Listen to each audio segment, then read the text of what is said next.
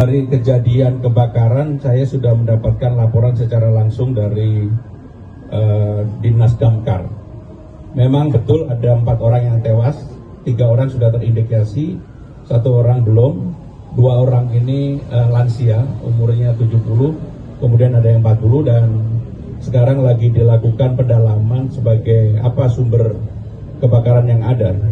Dan tentunya saya sudah meminta kepada Dinas Damkar dan juga OBD terkait untuk memberikan bantuan sepenuhnya, termasuk pemakaman bagi 3 orang yang sudah teridentifikasi dan 1 yang belum teridentifikasi. Itu yang kami lakukan.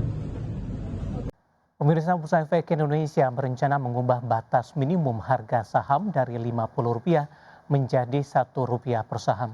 Direktur Utama Bursa Efek Indonesia Jeffrey Hendrik menyatakan rencana ini sebagai upaya Bursa Efek Indonesia untuk memperbaiki proses pembentukan harga atau price discovery.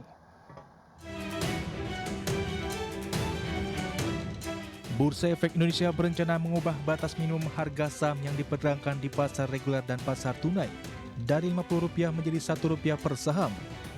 Rencana itu bertujuan memberi ruang perdagangan yang lebih luas, terutama bagi saham-saham yang saat ini stagnan berada di level Rp50 per saham. Sebagaimana diungkapkan Direktur Utama Bursa Efek Indonesia Jeffrey Hendrik, rencana ini disebut sebagai upaya Bursa Efek Indonesia memperbaiki proses pembentukan harga atau price discovery. Selain batas minimum harga, Bursa Efek Indonesia juga berencana mengubah batas harga auto reject atas dan auto reject bawah. Rencana Bursa Efek Indonesia menurunkan batas harga minimum saham yang dapat diperdagangkan di pasar reguler dan pasar tunai menjadi Rp1, dinilai tidak sekedar mengubah angka yang tampil di layar perdagangan. Kebijakan itu berpotensi membuka ruang bagi saham dengan harga sangat rendah untuk benar-benar ditransaksikan di pasar reguler melalui mekanisme continuous auction di pasar tunai. Head of Research Kiwom Sekuritas Indonesia Liza Kamlia Suryata mengatakan, perubahan tersebut akan membuat harga saham yang selama ini tertahan pada level Rp50 memiliki ruang pergerakan harga yang sangat luas. Dengan begitu, investor memiliki ruang untuk melakukan transaksi sekaligus membentuk harga yang lebih mencerminkan kondisi permintaan dan penawaran. Namun ia mengatakan peningkatan frekuensi dan nilai transaksi hingga 2 atau 3 kali lipat belum tentu menunjukkan bahwa likuiditas pasar menjadi lebih sehat. Lisa mencatat investor retail perlu mencermati risiko dari perdagangan saham dengan harga nominal yang sangat rendah. Harga yang terlihat murah dapat menimbulkan persepsi bahwa saham tersebut memiliki potensi kenaikan yang besar, padahal kondisi fundamental perusahaan bisa saja terus memburuk. Berbagai sumber untuk iDiactional. PT Kobeksindo Traktor Tbk secara resmi memperluas jangkauan bisnisnya ke sektor solusi intralogistik terintegrasi melalui anak usahanya PT Kobeksindo Equipment. Langkah diversifikasi usaha emiten alat berat berkode KOBEK ini ditopang oleh pertumbuhan pendapatan kuartal kedua sebesar 13,2%.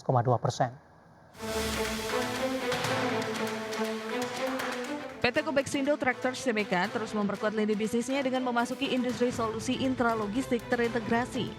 Berdasarkan keterangan resmi Perseroan, Direktur Utama Kobeksindo Group Andri B. Limawan menjelaskan bahwa perluasan ini dilakukan untuk menjawab kebutuhan pergudangan modern.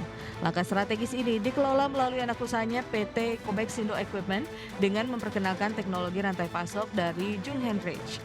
Dalam ekspansi baru ini, Perseroan memperkenalkan teknologi Anton Pick-to-Light System untuk pertama kalinya di pasar Indonesia.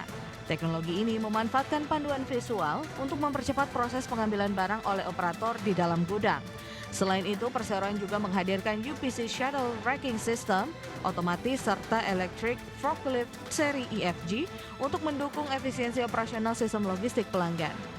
Ekspansi portofolio ini didukung oleh kinerja keuangan yang solid sepanjang semester pertama tahun ini.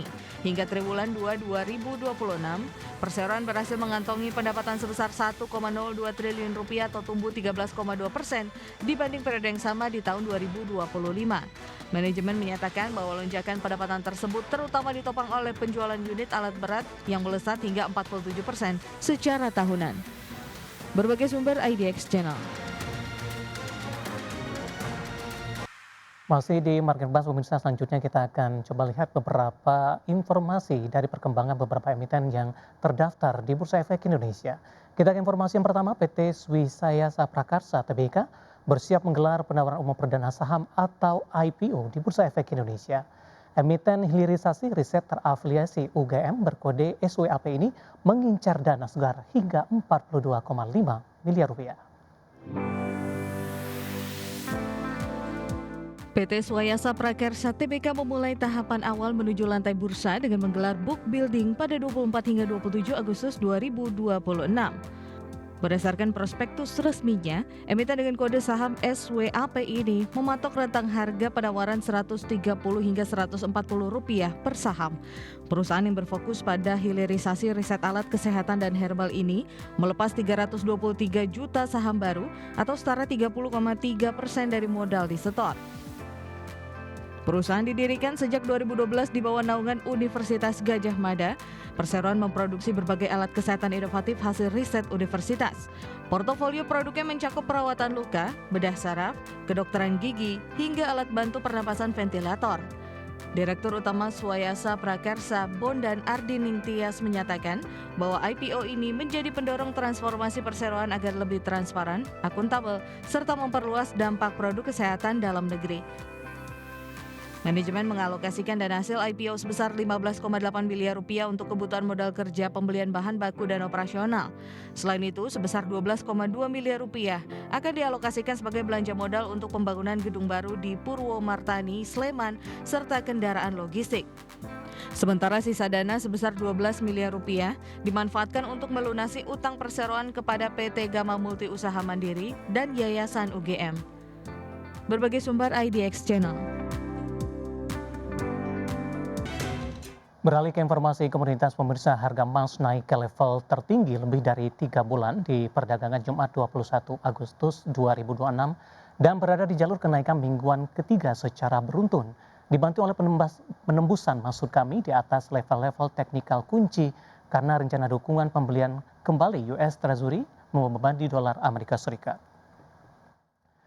Harga emas spot naik 2,4% menjadi $4.623 per troy ounce dan sebelumnya menyentuh $4.631, tertinggi sejak 15 Mei 2026. Sedangkan emas berjangka Amerika Serikat ditutup naik 2,4% di level $4.680 Amerika. Harga emas telah naik lebih dari 5% di pekan lalu, yang juga mencakup kenaikan satu hari terbesar sejak awal Februari yang tercatat di perdagangan Rabu.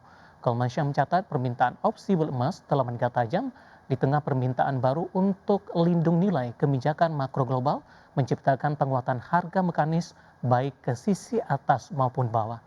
Di saat yang sama, dolar Amerika terpuruk mendekati level terendah sejak pertengahan Mei karena investor mempertanyakan apakah upaya Departemen Keuangan Amerika Serikat untuk menenangkan pasar obligasi justru bisa berakhir merusak kepercayaan terhadap dolar Amerika Serikat.